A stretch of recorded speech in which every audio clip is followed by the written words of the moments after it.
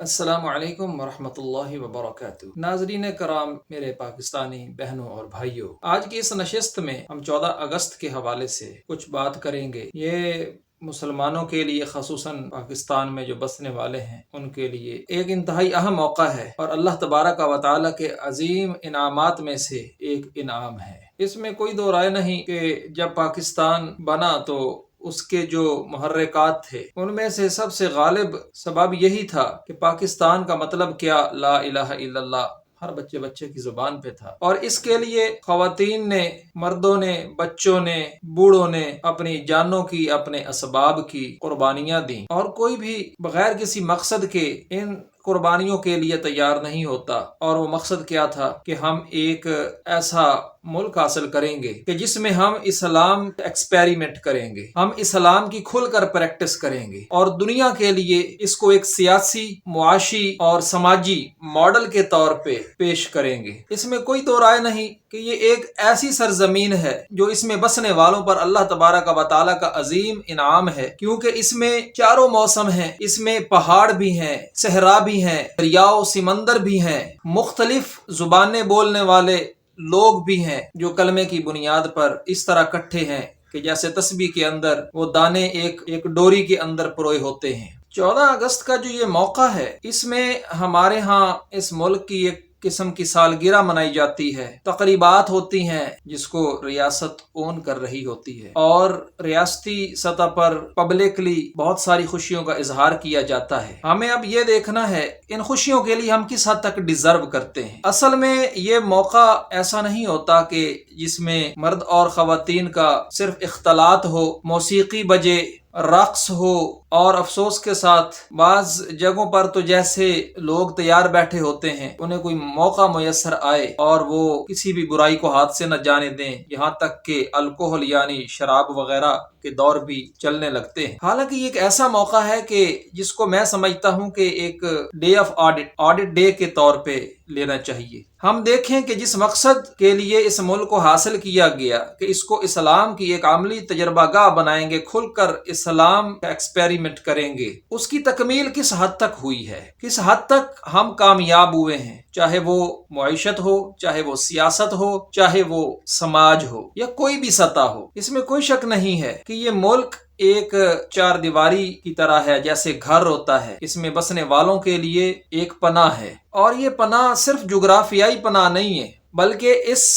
میں ہمیں نظریاتی طور پر بھی تحفظ کا احساس ہونا چاہیے۔ ہماری جو اسلامی فکر ہے، ہمارا جو اسلامی نظریہ ہے، لا الہ الا اللہ محمد الرسول اللہ، اس کی بنیاد ہے، اور پھر شریعت اسلام کا نفاذ ہے، اس کا بھی تحفظ ہونا چاہیے۔ یہ نہیں کہ ملک کو چلانے کے لیے ہمیں نظام مستعار لینا پڑے، بلکہ کوشش کر کے ہم ہر شعبہ زندگی کو اسلامائز کریں کہ جس مقصد کے لیے اللہ تبارک و تعالی نے پیغمبر علیہ الصلاۃ والسلام کو مبعوث فرمایا، اور پھر وہ آیت کہ جس پر یہودیوں نے بھی کہا تھا کہ اگر یہ موقع ہمیں میسر آتا تو ہم اس دن کو خوشی کا دن بناتے، رضیت لکم الاسلام دینا۔ اللہ فرماتے ہیں کہ ہم نے تمہارے لیے اس دین کو یعنی اسلام کو پسند کر لیا۔ وطن کا مطلب صرف جغرافیائی حدود کا حصول نہیں ہے۔ اگر یہی بات ہوتی تو پھر اقبال ایسے کیوں کر کہتے، چین و عرب ہمارا، ہندوستان ہمارا، مسلم ہے ہم، وطن ہے سارا جہاں ہمارا۔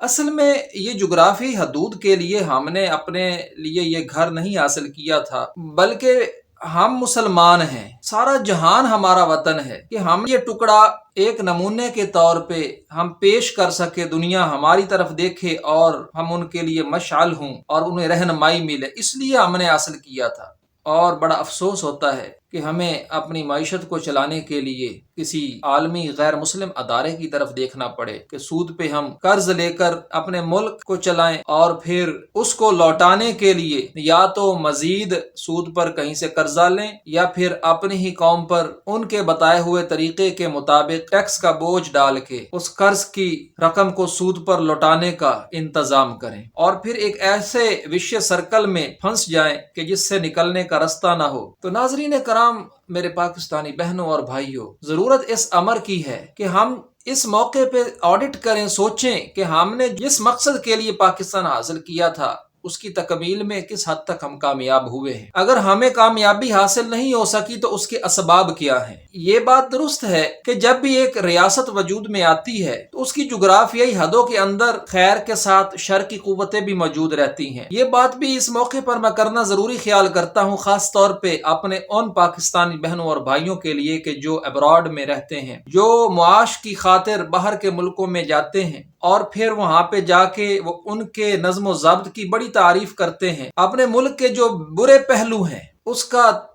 کا تذکرہ کر کے تحقیر کرتے ہیں، حالانکہ ان کی وہاں پر پہچان ان کا یہی ملک ہے۔ نہیں چاہیے کہ وہ اس طرح سے اپنے آپ کو ننگا کریں، اپنے ملک کی تنقیص کریں، تحقیر کریں یا تذلیل کریں، بلکہ وہاں پر وہ سفیر ہونے کے ناطے سے اپنا مثبت طور پہ جو کردار ادا کر سکتے ہیں وہ ضرور کریں، کیونکہ یہ کبھی نہیں ہوا کہ کسی بھی جگہ پر ہمیشہ جو ہے خیر ہی خیر ہو گئی ہو۔ خود انبیاء علیہ السلام بھی دنیا میں تشریف لائے، نبی علیہ السلام نے فرمایا کہ خیر القرون قرنی، کہ میرا دور ایک بہتر دور ہے، لیکن اس وقت بھی آپ جانتے ہیں کہ ریاست مدینہ کے اندر کہ شر مکمل طور پہ ختم ہو گئی تھی۔ تو شر اور خیر کی قوتیں ہمیشہ سے رہتی ہیں، کبھی خیر غالب آ جاتی ہے، کبھی شر غالب آ جاتی ہے۔ ستیزہ کار رہا ہے ازل سے امروز، چراغ مصطفی سے شرار بولہبی، اور یہ شروع سے دونوں قوتیں جو ہے شروع سے برسر پیکار رہی ہیں، کیونکہ اگر شر ہے تو بھائی خیر بھی تو موجود ہے، اور ریاست کے ہوتے ہوئے جو خیر باقی ہوتی ہے،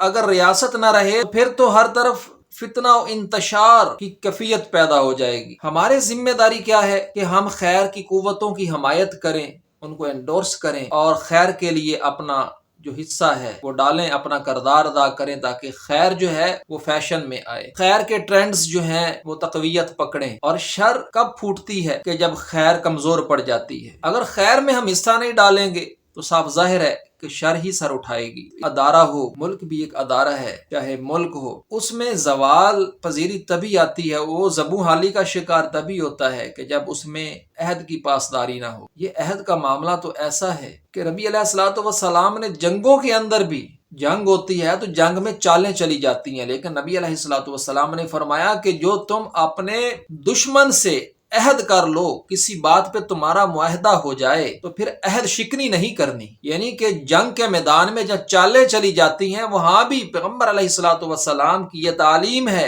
اپنے امتی کو، اپنے ماننے والے کو، اگر تمہارا کسی کے ساتھ کوئی معاہدہ ہو جائے تو تم نے عہد شکنی نہیں کرنی۔ تو بنیادی طور پہ کوئی بھی معاشرہ ہو، ادارہ ہو، فرد ہو، ملک ہو، اس میں تباہی تبھی آتی ہے کہ جب عہد شکنی ہوتی ہے، جب جو میں نے بحیثیت فرد یا ادارہ کوئی عہد کیا ہے، اس عہد کی بنیاد پر میری ذمہ داری متعین ہوئی ہے کہ جس کا میں جواب دے ہوں۔ جب میں اس کو چھوڑ کر دوسرے کے معاملے میں مداخلت کروں گا جو میرے فرائض کے دائرہ کار میں آتا ہی نہیں ہے، تو صاف ظاہر ہے کہ پھر تباہی جو ہے اس کے مقدر ہو جائے گی۔ آج کے اس عظیم موقع پر، یہ 14 اگست 2023 کا جو عظیم موقع ہے، میرے ہم وطنوں، بہنوں اور بھائیوں، آئیں ہم اس میں اپنا آڈٹ کریں بحیثیت فرد، ادارہ، قوم اور ملک، اور ایک اچھے مسلمان کی حیثیت سے کہ ہم نے جس مقصد کے لیے اس ملک کو حاصل کیا تھا، یہ اللہ تبارک و تعالی نے یہ عظیم انعام ہمارے اوپر کیا تھا، ہم نے کس حد تک اس کے مقصد کی تکمیل کر کے اس کی قدردانی کا